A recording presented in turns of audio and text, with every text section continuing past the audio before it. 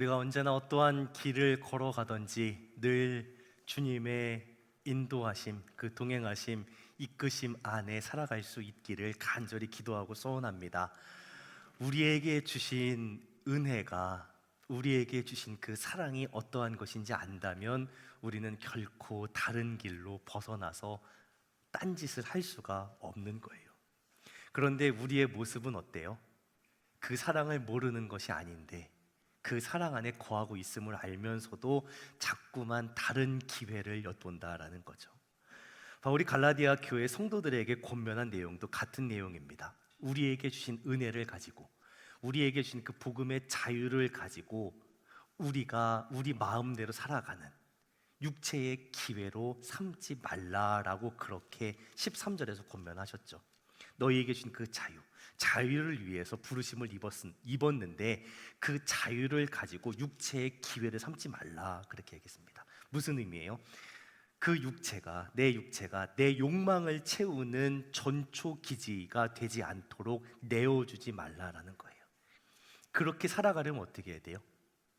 다른 방법 없습니다. 우리가 찬양으로 늘 고백하는 것처럼 좁은 길을 걸어갈 때에든 넓은 길을 걸어갈 때에든 어떠한 길을 가든지 간에 오직 우리 안에 계신 성령께서 우리에게 말씀하시는 대로, 우리를 이끌어 가시는 대로 우리는 살아가야 되는 거예요. 다른 방법 없습니다. 그것이 겉으로 드러나지 않는 방법이기 때문에 어려워요. 그러니까 어떻게 해요? 자꾸만 겉으로 드러나는 그 무엇인가를 찾아내려고 합니다. 그래서 그 틈새를 파고든 거짓 교사들이 뭐라고 얘기해요? 율법을 지켜야, 너희에게 주신 그 의지를 가지고, 너희가 가지고 있는 힘을 가지고, 너희가 가진 무엇인가를 가지고 율법을 지켜야 이 육체의 욕망을 좀 통제할 수 있다라고 그렇게 이야기하는 거예요. 근데 사실은 정반대입니다. 그 율법을 지키려고 율법 아래로 들어가는 순간에 오히려 육체의 욕망이 우리를 지배하게 됩니다. 지난주에도 말씀을 드렸지만 우리가 뭔가 그 말씀대로 살겠노라 라고 그렇게 의지를 갖는 순간에 그 의지대로 되지 않는다라는 걸 우리가 너무나 잘 아는 거예요. 새벽기도 하겠다라고 마음 품는 그때에 새벽기도 알람이 안 들리기 시작합니다. 그런 것이에요. 그 육체의 욕심이, 육체의 욕망, 우리를 한순간에 사로잡아서 끌고 가버리기 때문에 우리가 어떻게 할 수 없습니다. 그러니까 그 밑으로 들어가려고 하는 순간에 그냥 노예가 되어버리는 거죠.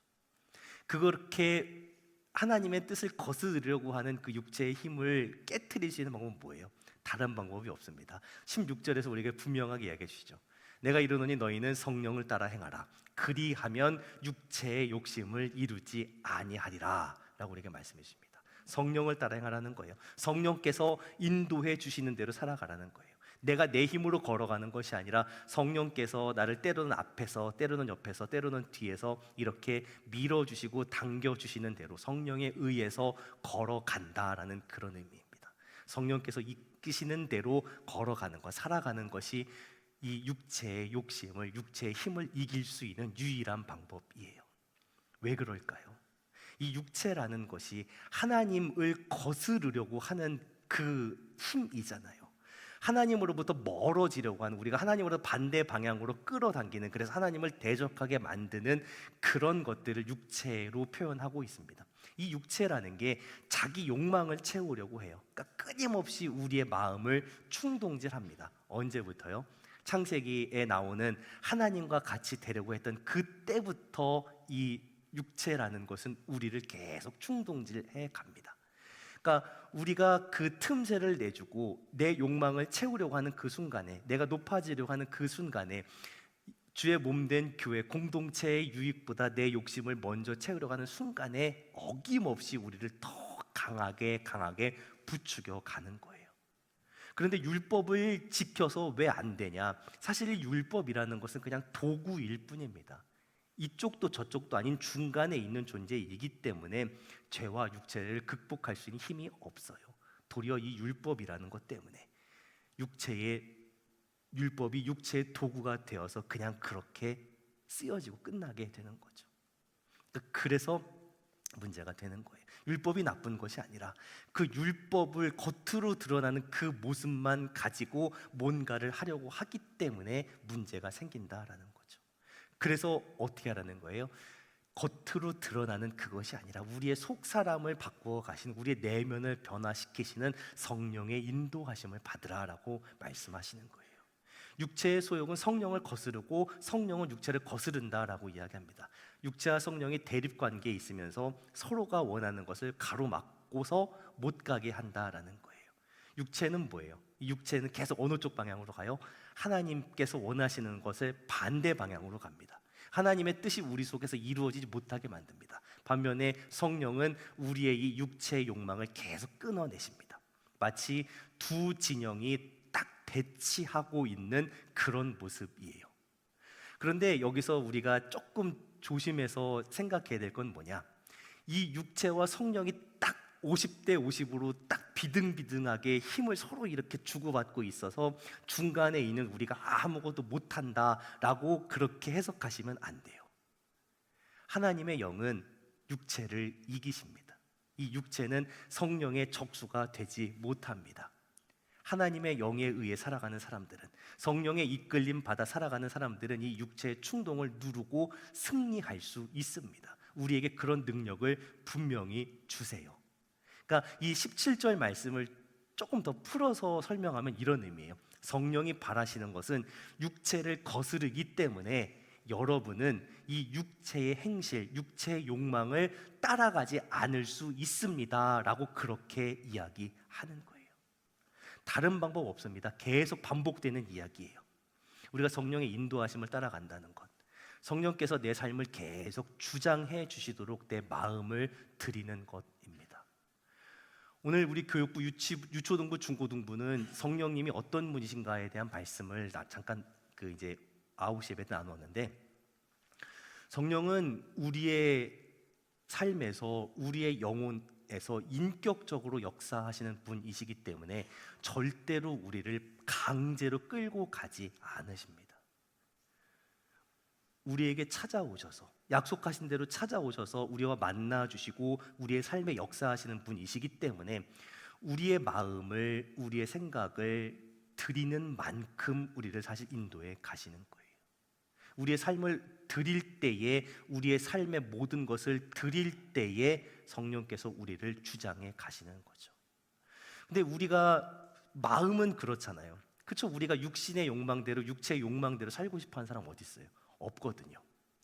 그런데 그 방법을 모르니까 어떻게 해요? 자꾸만 겉으로 드러나는 그 무엇을 따라가려고 한다는 거예요.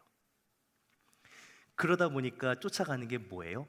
갈라디아 교회에 들어와 있던 거짓 교사들이 이야기했던 그 율법을 따라 살아가는 것, 그 방법을 자꾸만 추구하려고 한다는 거예요. 하지만 말씀을 통해서 우리에게 분명하게 가르쳐 주시는 바는 율법 아래로 들어가는 것, 겉으로 드러나는 그 율법의 모습만 지키는 것은 도리어 육체의 욕망에게 우리의 삶을 내어주는 것이다 라고 그렇게 이야기해요. 우리의 마음을 드려야 합니다. 우리의 뜻을 드려야 합니다. 사실 이 말씀이 몰라서 못하는 말씀은 아니잖아요. 13절에서 우리가 들은 그 말씀, 자유를 위해서 부르심을 받았고 그 자유를 육체의 기에 삼지 말고 어떻게 하라, 그래서 구체적인 방법으로 사랑으로 서로 종노릇하라 라고 그렇게 알려주셨잖아요.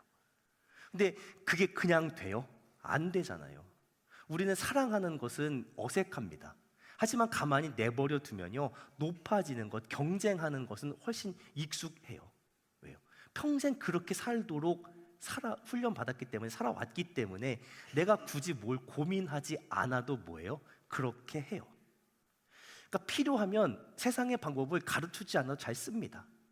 뭐 반칙도 쓰고 거짓말도 하고 그렇게 살아가는데 전혀 어색하지 않아요. 그러니까 자꾸 어떻게 해요? 겉으로 드러나는 것만 바꾸려고 한다는 거예요. 겉으로 드러나는 것만 바꾸려고 한다는 거예요.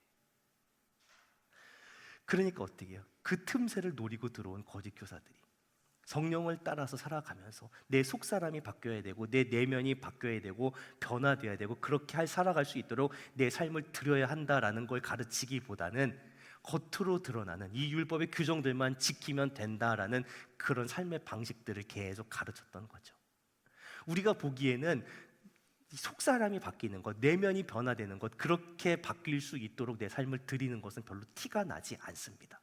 하지만 겉으로 뭔가 율법을 지키고 어떠한 규정들을 지키고 살아가는 것이 훨씬 더 그럴듯해 보여요. 그러니까 예수님 믿고 난 다음에도 어떻게 해요? 율법을 지키라고 하는, 겉으로 드러나는 모습을 잘 꾸미라고 하는 그런 유혹에 쉽게 넘어갈 수밖에 없는 거죠. 갈라디아 성도들도 그랬고 우리도 마찬가지입니다. 그러나 성경은 우리에게 계속 뭐라고 말씀하세요? 겉으로 드러나는 그 모습, 그 율법 규정이 아니라 우리의 속사람 안에서 역사하시는 성령이 이끄시는 대로 하루하루 살아가야 된다라고 그렇게 계속 권면하시는 거예요. 물론 그렇게 하는 것이 어색합니다. 힘들어요. 당장 티가 나지 않습니다. 그렇기 때문에 계속 쉽게 포기하게 되는 거죠. 그렇게 한다고 해서 우리가 뭐가 바뀔까? 라는 그런 고민도 생기게 되고요. 그러나 성령께서 우리 속에서 역사하시면서 우리에게 세상과 다른 마음을 주십니다. 세상 것을 쫓아가지 않는 마음을 주십니다. 예수 그리스도의 마음을 우리에게 주십니다. 높아지려는 마음이 아니라, 누군가를 짓밟고 올라가려는 그 마음이 아니라 낮아지고 섬기는 마음, 주의 몸된 공동체를 사랑하는 마음을 우리 속에서 계속 주십니다. 그 마음이 우리의 마음이 될 때에, 그때에 우리 속에서 역사하는 그 육체의 충동을, 육체의 욕망을 이길 수 있는 거죠. 그래서 우리에게 분명하게 이렇게 말씀해 주십니다. 성령의 인도하시는 바가 되면, 성령께서 인도하신 데 살아가면 그 율법 아래에 있지 않다라는 거예요. 이미 우리는 그 성령의 다스리심 아래에 살아가는 사람들입니다. 육체의 욕망이, 죄의 문제가 우리를 어찌하지 못하는 사람들입니다. 그런데 자꾸만 이전으로 돌아가려고 한다는 게 문제라는 거예요. 하나님의 영을 따라야 합니다. 하나님의 영은 그냥 겉으로 드러나는 우리의 모습이 아니라 우리의 속사람이 이 육체의 욕망과 대항해서 싸울 수 있는 그런 원동력을 주십니다. 솔직히 마음이 없는데 어떻게 그렇게 살 수 있겠어요? 당장은 뭔가 좀 그럴듯하게 꾸며 놓을 수 있겠지만 정말 우리의 마음이 원하는 쪽으로 우리의 삶은 갈 수밖에 없는 거예요. 솔직히 우리의 모습을 생각을 해보자고요. 우리가 정말 이 육체의 욕망과 대항해서 싸우고 싶은 마음이 있냐는 거예요. 세상 모습대로, 세상에 성공했다는 그 모습대로, 남들보다 높아지는 그 모습대로 살기를 솔직히 더 원하지, 낮아지는 모습, 섬기는 모습 되고 싶은 그 마음이 솔직히 우리 속에 있냐는 거예요. 그런 마음이 없는데 섬기려고 하니까, 사랑하려고 하니까, 낮아지려고 하니까 어려움이 생기는 거잖아요. 그러면서 문제가 생기는 거잖아요. 그런데 그 마음이 어떻게 생기냐고요. 내가 그 마음을 품겠다고, 먹겠다고 해서 그 마음이 내 속에서 생기는 게 아니잖아요. 성령께서 우리 속에서 그 마음을, 그 마음의 동기를 주시고, 그렇게 살 수 있는 구체적인 방법이 무엇인지 지혜를 주시고, 그렇게 살 수 있는 은혜와 능력을 주셔야 가능한 거잖아요. 그렇지 않으면 뭐예요? 겉으로 드러나는 모습, 율법을 따라가는 그 모습만 가지고서는 절대로 하나님의 뜻을 이루며 살 수 없다라는 거예요. 다시 한번 말씀드리면 율법이 나쁜 건 아닙니다. 하지만 이 영적인 전쟁에서 사실 큰 효과 있는 무기가 아니에요. 그러니까 들고 있어봐야 별 소용이 없습니다. 필요한 것, 정말 쓸모 있는 것, 효과가 있는 것, 가장 강력한 무기를 써야 되는 거잖아요. 이 영적인 전쟁에서, 이 육체의 욕망과의 전쟁에서 가장 효력이 있는, 가장 효과적인, 가장 확실한 무기는 뭐예요? 하나님께서 우리에게 주신 성령의 은혜이고 능력인 줄로 믿습니다. 거기에 의지하는 거예요. 거기에. 겉으로 당장은 드러나지 않을 겁니다. 그러나 그 하루하루가 쌓여간 그 사람들, 내 마음을, 내 생각을, 내 삶의 주권을 계속해서 주님께 내어드렸던 그 사람들의 모습은 분명히 차이가 난다는 거예요. 어떻게 차이가 나요? 이제 19절부터 나온, 19절부터 23절까지 나온 이 두 삶의 모습으로 딱 나타나는 거예요. 육체를 따라갔던 그 육체의 행실의 모습, 오늘 본 말씀입니다. 19절, 20절, 21절 그리고 성령의 열매 22절부터 23절에 나온 다음 주에 나올 말씀이요. 이 두 삶의 모습을 비교합니다. 먼저 뭘 얘기해요? 육체가 우리 안에 있는 욕망을 부추겨 살게 만들었던 그 모습이 이렇다라는 거예요. 삶의 방식이라고 할 수 있을까 싶어요. 사실 그렇게 육체 행실을 따라가는 것, 이런 모습이 되는 건 뭐예요? 하나님 나라를 유업으로 받지 못하는 죽음과 멸망으로 가는 삶 방식이죠. 이 이야기를 먼저 보여주고 나서 성령께서 인도하시는 삶의 모습은 이렇다라고 그렇게 보여줍니다. 왜요? 둘 중에 어느 쪽이 우리가 가야 할 길이냐라는 거예요. 어느 쪽이 더 좋은 길이냐는 거예요. 마치 모세가 이스라엘 백성들에게 내가 너희 앞에 생명과 사망과 복과 저주를 두고 너희가 어느 쪽을 선택할지 묻는다라고 했던 것과 마찬가지예요. 생명과 사망, 복과 저주, 어느 쪽을 선택할 것이냐라고 물었던 것처럼요. 바울도 똑같이 묻습니다. 성령의 인도하심을 따라가는 것, 육체의 욕망을 따라 살아가는 그 모습, 어떠한 것이냐, 또 어느 길을 가야 되겠느냐라고 그렇게 묻고 도전하면서 우리에게 선택을 넘겨주고 있어요. 어느 쪽으로 가시겠습니까? 그러면서 이렇게 얘기해요. 육체의 일이 분명하다라는 거예요. 확실하게 나타났다는 거예요. 그러면서 15개 정도 이야기를, 그 모습을 얘기합니다. 이 육체가 계속 활동하게 되면 나타나는 모습들이 있습니다. 음행, 더러운 것, 호색, 그러니까 성적인 타락들, 또 우상숭배, 주술 같은 다른 그 종교적인 그 모습들, 우상을 섬기는 것들, 또 술 취함과 방탕, 심하게 뭐 술 먹고 노는 그런 모습들 묘사합니다. 그런데 우리가 여기서 좀 주목해야 될 것은 중간중간 나와 있는 단어들입니다. 육체의 일은 분명하니 곧 음행과 더러운 것과 호색, 우상숭배, 주술 말고요, 원수 맺는 것, 분쟁, 시기, 분냄, 당짓는 것, 분열, 이단, 투기라고 나와 있죠. 질투. 육체 행실이라고 이야기하는 것들 중에 우리는 음행이나 더러운 것이나 호색이나 뭐 술 취함, 방탕함 이런 것들만 생각합니다. 그런데 정말 강조되는 건 사실 다른 거예요. 원수 맺는 것, 분쟁, 시기, 분냄, 당짓는 것, 분열하는 것, 질투하는 것. 이런 모습이 어떠한 모습일까요? 믿음의 공동체 안에서 나타나는 모습이었다는 거예요.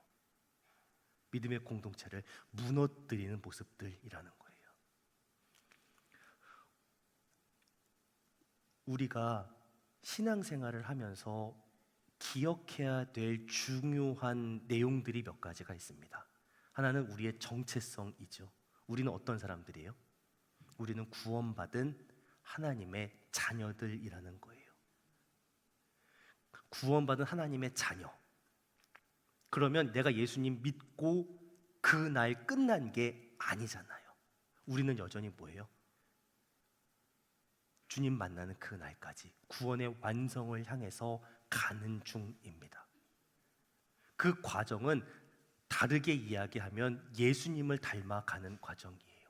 하나님의 아들을 닮아가는 과정입니다. 그것이 어떻게 나타나요?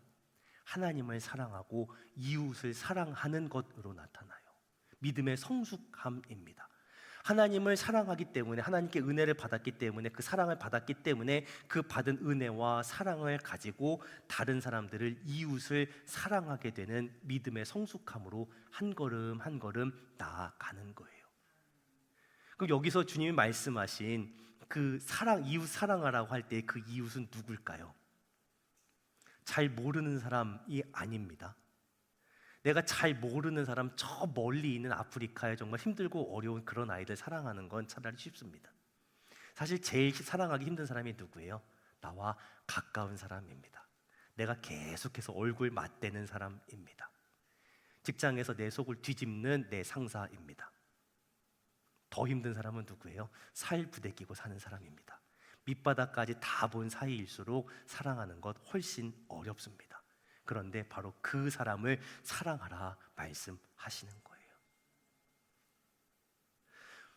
그것이 우리에게 주신 믿음의 이 과정의 완성입니다. 그것이 믿음의 성숙함이에요. 다른 것을 이야기하지 않으십니다. 교회 안에서 영적이다라고 그렇게 표현할 수 있는, 좀 그렇게 설명할 수 있는 분들이 있습니다. 근데 그런 분들을 뭐 길지 않은 목회 여정이지만 그런 분들 만날 때마다 느끼는 게 뭐냐면 이분들이 교회 안에서 여러 가지 그 어려움들을 일으킨다는 거예요. 분명히 기도 열심히 하시고 말씀 열심히 읽으시고 뭐 성경 공부도 열심히 하시고 모든 집회들 다 열심히 참여하시는데 그런 분들이 꼭 관계에 있어서 문제가 생깁니다. 원수가 생겨요. 상처를 받았다고 하고 또 상처를 주기도 합니다. 왜 그럴까? 처음에 볼 때에는 저분들 되게 신앙생활 열심히인데 왜 관계 속에서 그렇게 문제가 생길까? 다른 이유가, 본인들은 그 신앙의 믿음의 여정 가운데 정말 고난당한다라고 그렇게 생각을 하시지만 사실 그래서 문제가 생기는 게 아니라는 거예요.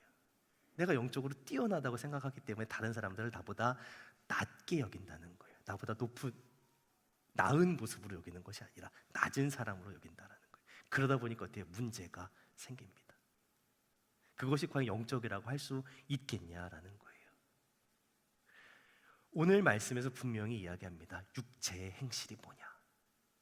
원수 맺는 것, 분쟁, 시기, 분냄, 당짓는 것, 분열하는 것, 질투하는 것, 이런 것들이 육체의 행실이라는 거예요. 하나님의 영을 대적하는 육체의 행실이라는 거예요. 정말 영적인 사람이라면 관계를 잘 하셔야 합니다. 그런 사람들 마지막이 어떻게 된다고 이야기하세요? 21절에서요. 이런 일을 하는 자들은 하나님의 나라를 유업으로 받지 못할 것이다 라는 엄청난 말씀을 우리에게 주십니다. 한두 번 그래 실수했다고 내쫓겠다라고 하시는 게 아니에요. 이런 일들이 계속 쌓인다라는 거예요. 내 의지를 가지고 이렇게 한다라는 거예요. 어떻게 자녀 삼아 주셨는데, 어떻게 유업을 물려줄 수 있는 상속자를 만들어 주셨는데 그것을 이렇게 걷어차고 유업을 빼앗기게 되냐라는 거예요. 아주 무서운 말씀입니다. 아주 무서운 말씀이에요. 혹시 우리 속에, 내 속에, 우리 공동체 안에 이런 모습이 있지 않는가? 원수 맺는 것, 분쟁하는 것, 다른 사람 시기하는 것, 그것 때문에 화내고 갈라지고 질투하는 것 있지 않은가? 하나님 말씀은 나 자신에게 먼저 적용이 되어야 됩니다. 혹시 이 말씀 들으면서 다른 사람이 떠올랐다 그러면 조금 위험 신호입니다. 사실 이 말씀을 전한 사람이나 듣는 사람이나 이 말씀을 딱 들었을 때에 가장 먼저 떠오르는 건 나 자신이어야 돼요. 이 말씀은 사실 앞에서 이렇게 전하고 있지만 제가 가장 먼저 들어야 되고 가장 먼저 적용해야 될 말씀이죠. 가짜 성도, 가짜 그리스도인의 특징이 있어요. 첫째는 말씀에 관심이 없어요. 두 번째는 말씀을 다른 사람에게만 적용해요. 그러니까 말씀을 아무리 들어도 변하지 않는 거죠. 바울이 정말 두렵고 떨리는 마음으로 했던 이야기가 있습니다. 내가 내 몸을 저 복종하게 함은 내가 남에게 전파한 후에 자신이 도리어 버림을 당할까 두려워함이라 라는 거예요. 이 말씀이 다른 사람 떠올릴 필요 없습니다. 나에게 적용이 돼야 돼요.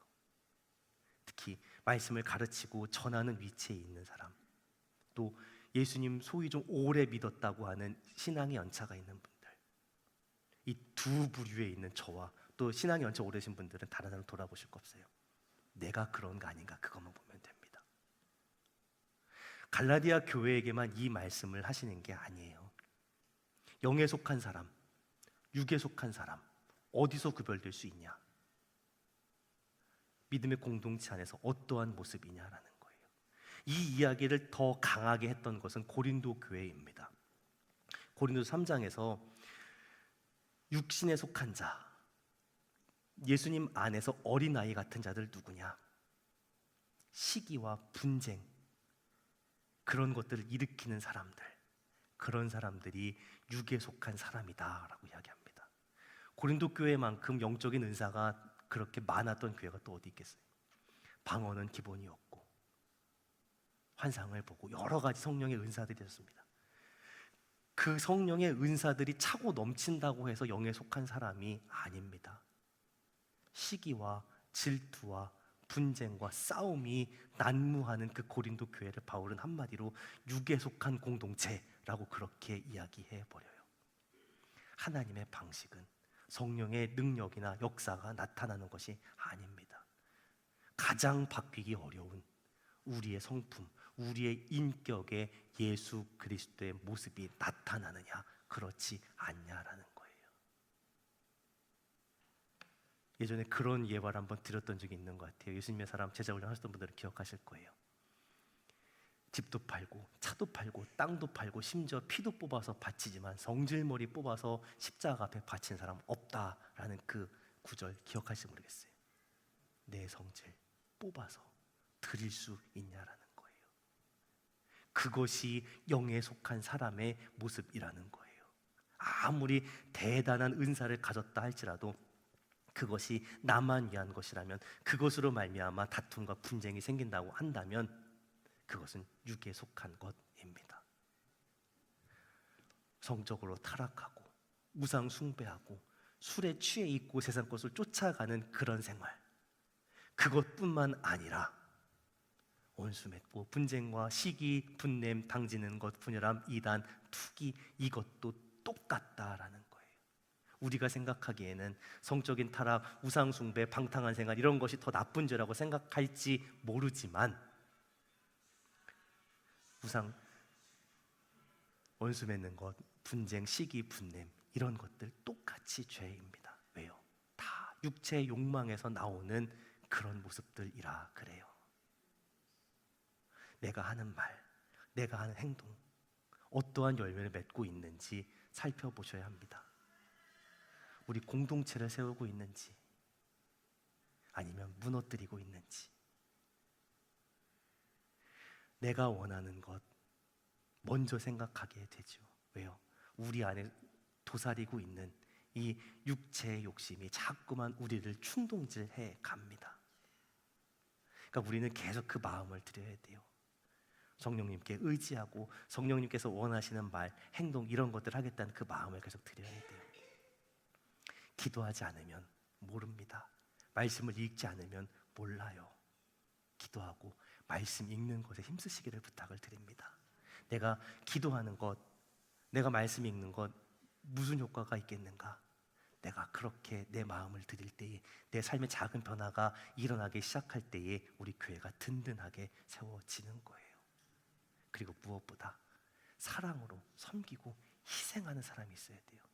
그런 사람 없으면 절대로 믿음의 공동체는 세워지지 않습니다. 하나님께 받은 그 사랑, 그 사랑을 흘려보내기로 결정하는 그 사람이 있어야 되는 거죠. 사랑으로 섬긴다라는 것, 성령께서만 하실 수 있는 일입니다. 내 마음을, 내 삶을, 내 삶의 주권을 주님께 얼마나 내어드렸는가, 성령의 인도하심에 얼마나 내어드리고 있는가, 사랑으로 섬기는 것으로 증명되고 나타납니다. 성령을 따라 걸어가시기를, 성령에 이끌려 살아가시기를. 그리고 이제 6장 8절에 나오는 표현대로면요, 성령을 위하여 심으셔야 합니다. 주님을 위해서 심으셔야 해요. 그렇게 심으셔서 주님께서 바라고 원하시고 기뻐하시는 그런 귀한 열매를 함께 맺어갈 수 있는 우리 사랑동의 성도들이 다 되시기를 예수님의 이름으로 축원합니다. 기도하겠습니다.